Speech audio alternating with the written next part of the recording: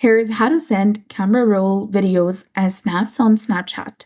First of all, you need to go ahead and open your Snapchat application on your mobile device and make sure that you're logged in with your specific account. Many users find that videos from the camera roll sent as regular chat videos, which is the blue message, instead of video snaps pink or purple. This guide will show you how to send them as a video snaps. So follow the steps carefully. Go to the camera page on Snapchat, swipe across to open it, and then on the other side of the screen, tap the download pointing arrow at the bottom of the options. This will reveal more options. Now select director mode. A list of options will appear, including import media, which is a small photo icon with a plus sign at the bottom. So select import media, and this will immediately open your camera roll. Go ahead and select any photo or video that you want to send as a snap.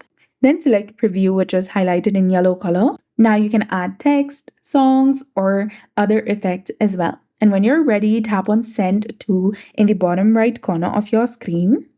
And you can select people who you'd want to send snaps to. And you can also add it to your story or your spotlight as well. When the recipient opens it, it will say delivered. And that's it. I hope you found this video helpful. If you did, please like, share, and subscribe. Thanks for watching. We'll see you again in the next one.